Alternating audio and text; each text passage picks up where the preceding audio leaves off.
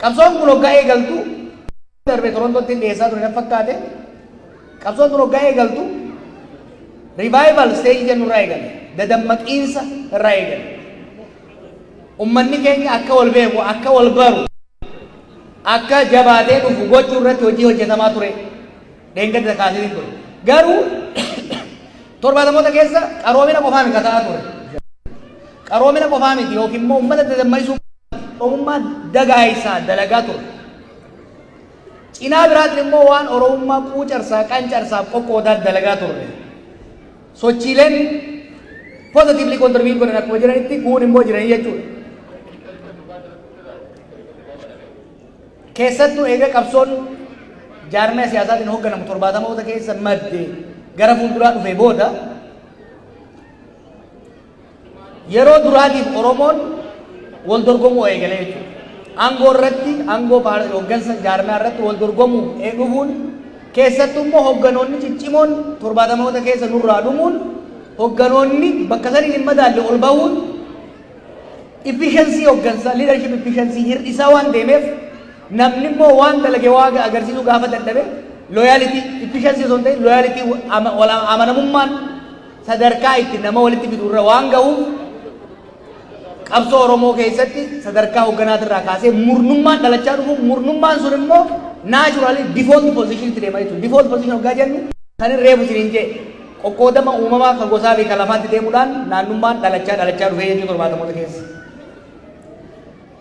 Kanaaf saddeettamoota keessa qabsoon Oromoo qancaruu fi naannummaan dawartiin ni shaakala. Gara tokkoon naannummaan qoqqoodamsi qabsoo quucarsaa qabsoon quucaruun immoo naannummaa fiid godhaa ture jechuudha. In the 80s waan dheengadda Facebook irratti akka paaltuu irra dhufe seenaa waan durarraa eegalee dhiigni Oromoo irra jigaa ture akka ta'e hubachuun barbaachisaadha. 91 booda immoo bifa ajaa'ibaatiin tokkummaa fi Oromummaan dagaaguu eegalan. Dargiin kufuun Oromiyaan jaaramuun qubeen dhufuun mirqaanni yeroo san dhufe sun murnoonni yeroodhaaf illee taatu akka walii dhiisanii fi Oromummaan murnummaa caalte Oromummaan naannummaa caalte yeroo itti dhufte ta'uudha agarra 91 keessa. Keessattuu immoo wantoota boodarra murteessaa jiran kan torbaan darbe dhiyeesse qubeen wal ga'uun Oromiyaan jaaramuun birokratization of Oromoo kan jennuun qophiileen adda addaa qophiin yaadannoo aanolee qophiin odaa bultuun sagantaaleen gullallee godhamaa turan sun Oromummaa dagaasuudhaan naannummaa qaqqabuu danda'anii turan jechuudha. 91 booda immoo gara 80mootaatti deebi'e. Akkamitti? 92 booda kufaatiin dhufe Oromoon mirqaanni sun jalaa cabuun wal sababsuudhaatti deemame jechuudha. Wal sababsuutti maal jaamammaa ishee Oromoo? Injifannoo abbaan isii hedduu mo'amuun immoo yataa maal jedha? Mo'amuun takkaa injifannoo fiduu dhabuun namu abbaa itti ta'an keessa jiru abaluutu fide abaluutu rakkoo tana uumee jira. Injifannoo immoo abbaan isii hedduu anaatu injifannoo tana fide namu irra wal saama. Injifannoo wal saama namni. Injifannoo dhabammoo irraa dheessaa jechuudha. 91 booda 91 namu nutu keessa jira nutu injifannoo tana fide irratti deemu ture waliin deemu ture. 92 booda immoo quba waliin qabu dhufe jechuudha. Keessattuu immoo hooggansa gara fuulduraa jiru irra duuluunii fi duulli san immoo hooggansa san qofa irratti osoo hin ta'in naannawa hooggansi sun keessaa madde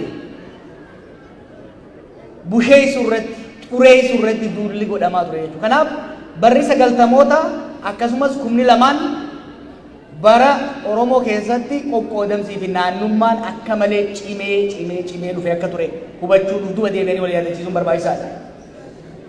Barri kun immoo baroota murnoonni siyaasaa hedduunis Oromoo keessaa itti biqilan bara jaarmeewonni itti adda faffaca'an bara hooggansinis adda itti baba'ee walirra gaarreeffataa fi walitti itti duulaa ture ta'uun baay'ee barbaachisaadha.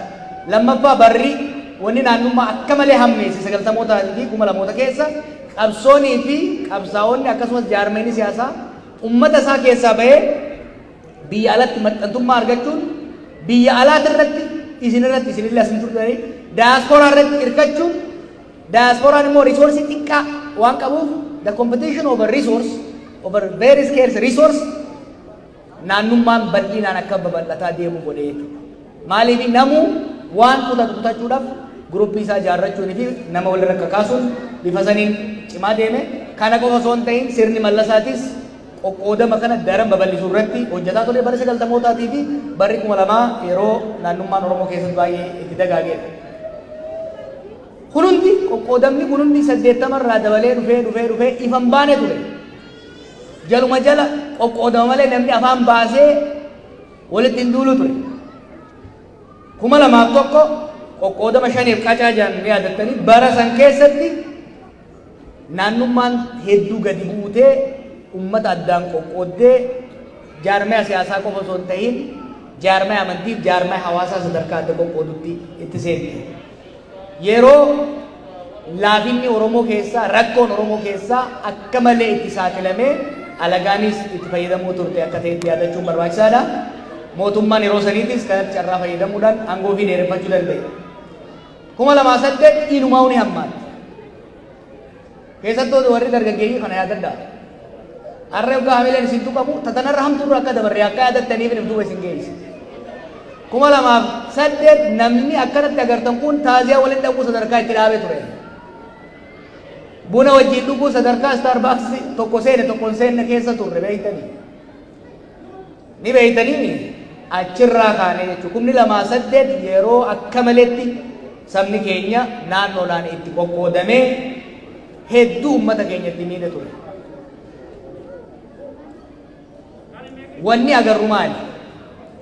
70moota 80moota 90moota akkasumas 2000 keessa wanni agarru maali? Itti beetiin jira. Naannummaa maddisii lama. Tokko haala uumamaati gosaa fi qubsuma lafaatiin rabbiin uumuu isaati. Lammaffaa sirni siyaasaa fi sirnummaan keenyas akkaataan itti daayivarsiitii maaneej godhe rakkoo uumuu isaati. Hoggaa jeneraalii hoggaa laalte qabsoo saba keenyaattis taatee qabsoo saba biraa keessatti bu'aa buusuu dhabuun aarii abdii kutannaa walirratti abdii kutachuu kollaasoo kollastiin self esteem kajennu kana fidaa jechuudha. Confusion uuma jechuudha nama keessatti yeroo kana ummanni adda qoqqoodamuu jaarmeewwanni siyaasaas ummata waliin qabanii deemuudhaaf waan sharafan waan hin agarsiifneef addaan qoodanii deemuu irratti xiyyeeffatan jechuudha. So 70moota naannummaan keessatti Oromoo keessatti 70moota irraa kaastee biqilaa guddachaa dhufte 2000moota keessa 2001 2008 affarroo baaftee qabsoo Oromoo nyaachaa turte. Qabsoo Oromoo akka malee miidhaa turte 2000moota keessa. 2012 as hir'ataa suphamaa dhufte. Akkamitti suphamte? Somehow keessatti Oromoon biyya alaa waan gara fuulduraa irratti walii galuu dadhabnaan waan durii irratti walii galuudhaan murteessite.